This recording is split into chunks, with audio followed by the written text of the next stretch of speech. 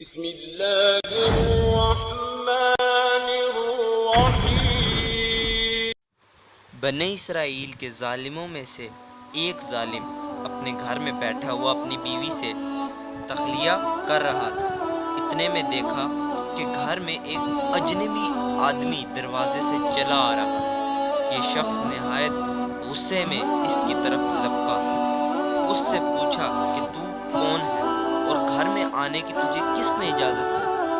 اس نے کہا، مجھے گھر کے مالک نے اندر آنے کی اجازت دی اور میں وہ شخص ہوں جس کو کوئی پردہ روک نہیں سکتا، اور نہ بادشاہوں کے پاس جانے کے لیے مجھے اجازت کی ضرورت ہوتی ہے، نہ کسی ظالم کے دبدبے سے ڈرتا ہوں، نہ کسی مغرور متکبر کے پاس جانے سے مجھے کوئی چیز مانع کرتی ہے۔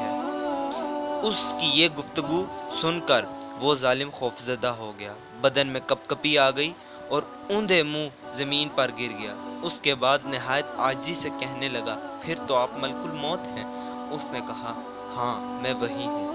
صاحب مکان نے کہا، آپ مجھے اتنی مہلت دے دیں کہ میں وصیت نامہ لکھ دوں۔ فرشتے نے کہا، اب اس کا وقت دور چلا گیا، افسوس کہ تیری مدت ختم ہو چکی، سانس پورے ہو گئے اور تیرا وقت ختم ہو گیا، اب تیرے لیے ذرا سی تاخیر کی بھی گنجائش نہیں۔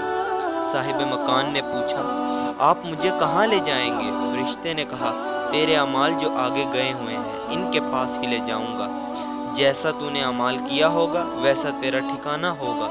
اس نے کہا، میں نے تو نیک اعمال کچھ بھی نہیں کیے۔ فرشتے نے کہا، پھر تو میں تجھے نزات الشوا کی طرف لے کر جاؤں گا۔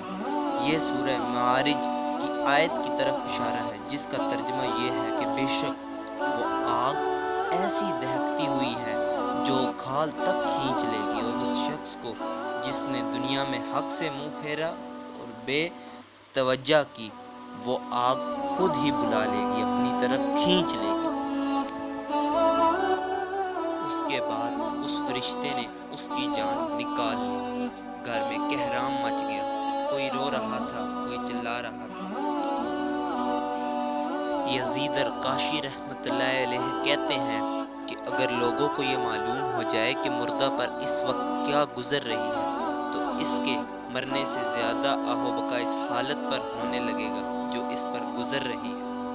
اللہ ہم سب کو نیک اعمال کرنے کی توفیق عطا